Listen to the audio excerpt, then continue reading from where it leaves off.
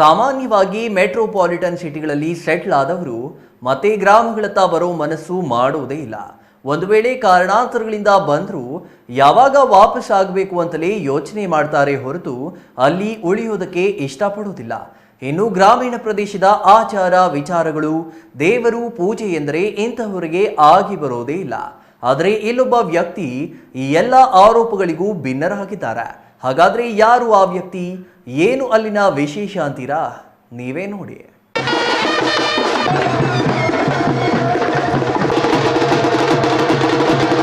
ಇಲ್ಲಿ ನಿಂತಿರೋ ವ್ಯಕ್ತಿಯ ಹೆಸರು ಮಂಜುನಾಥ್. ಇವರು ಬೆಂಗಳೂರಿನಲ್ಲಿ ಗುತ್ತಿಗೆದಾರರು. ಆದರೂ ಚಿಕ್ಕಬಳ್ಳಾಪುರ ತಾಲೂಕಿನ ಸ್ವಗ್ರಾಮವೆಂದರೆ ಇವರಿಗೆ ಎಲ್ಲಿಲ್ಲದ ಪ್ರೀತಿ. ಹಾಗಾಗಿಯೇ ತಾವು ಹುಟ್ಟಿದ ಊರಿನಲ್ಲಿ ಬೃಹತ್ ದೇವಾಲಯಗಳ ಸಮೂಹವನ್ನೇ ನಿರ್ಮಿಸಿದ್ದಾರೆ. ಹಾಗೆ ದೇವಾಲಯಗಳ ಸಮೂಹ ನಿರ್ಮಾಣವಾಗಿರುವ ಗ್ರಾಮದ ಹೆಸರು ಬಿಕ್ಕಲಹಳ್ಳಿ. ಇಲ್ಲಿ ಯೋಗಮುನೇಶ್ವರ ದೇವಾಲಯ ನಿರ್ಮಿಸಿ 20 ವರ್ಷ ಪೂರೈಸಿದ ಹಿನ್ನೆಲೆಯಲ್ಲಿ ಇಂದು ವಿಶೇಷ ಹೋಮ ಹವನಗಳನ್ನು ಹಮ್ಮಿಕೊಳ್ಳಲಾಗಿತ್ತು.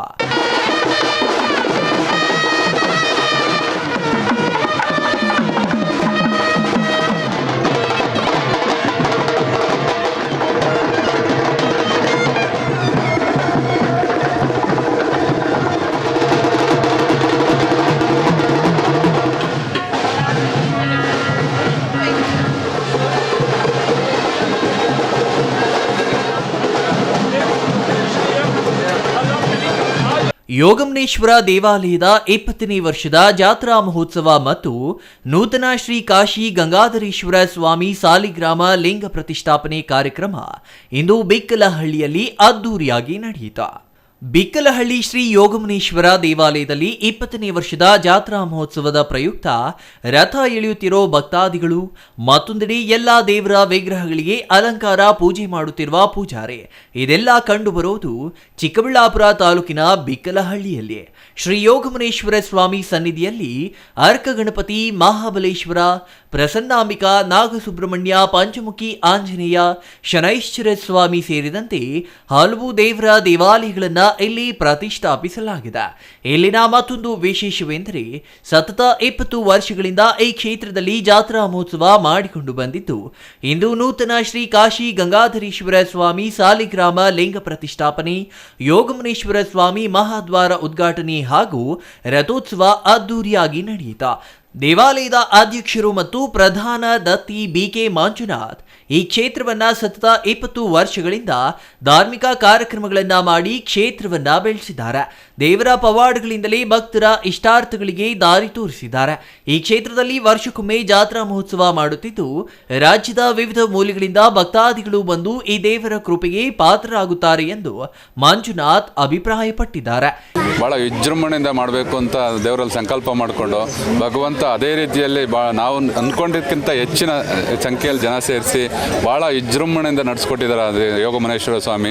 ನಾವು ಈ ಕ್ಷೇತ್ರದಲ್ಲಿ 20 ವರ್ಷದಿಂದ ನಮ್ಮ ಚಿಕ್ಕಬಳ್ಳಾಪುರ ಮತ್ತು ಗ್ರಾಮಾಂತರ ಭಾಗದಲ್ಲಿರೋ ದೇವಾಲಯ ಇದು. ಗ್ರಾಮಾಂತರ ಭಾಗದಲ್ಲಿರುವಂಥ ಜನಗಳಿಗೆ ಒಳ್ಳೆಯದಾಗಲಿ, ಗ್ರಾಮೀಣ ಭಾಗದ ಜನಕ್ಕೆ ಒಳ್ಳೆ ಇದಾಗಲಿ ಅಂತೇಳಿ ದೇವರಲ್ಲಿ ಕೇಳಿಕೊಂಡು, ಅದೇ ರೀತಿ ಸುತ್ತಮುತ್ತಲಿರತಕ್ಕಂಥ ಪ್ರತಿ ಹಳ್ಳಿ ಜನಕ್ಕೂ ಅಮಾವಾಸ್ಯೆ ಹುಣ್ಣಿಮೆ ದಿವಸ ವಿಶೇಷ ಪೂಜೆ ಮಾಡ್ತೀವಿ.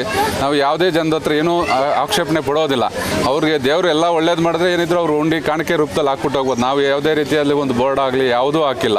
ನಾವು ಕ್ಷೇತ್ರಕ್ಕೆ ಇದು ಕೊಡಿ ಅದು ಕೊಡಿ ಅಂತ ನಾವೇ ಎಲ್ಲ ಪೂಜೆ ಪುನಸ್ಕಾರಗಳು ಮಾಡಿ ಜನಕ್ಕೆ ಸೇವೆ ಮಾಡ್ಕೊಂಡು 20 ವರ್ಷದಿಂದ ಇದೇ ರೀತಿ ಸೇವೆ ಮಾಡ್ಕೊಂಡೇ ಬರ್ತಾ ಇದ್ದೀವಿ. ಸುತ್ತಮುತ್ತ ಇರ್ತಕ್ಕಂಥ ಎಲ್ಲ ಜನಕ್ಕೆ ಒಳ್ಳೇದಾಗಲಿ, ಮಳೆ ಬೆಳೆ ಆಗಲಿ, ದೇಶಕ್ಕೂ ಒಳ್ಳೇದಾಗಲಿ ಅನ್ನೋ ಒಂದು ಉದ್ದೇಶದಿಂದ ದೇವಾಲಯನ ನಡ್ಸ್ಕೊಂಡು ಹೋಗ್ತಾ ಇದ್ದೀವಿ ನಾವು.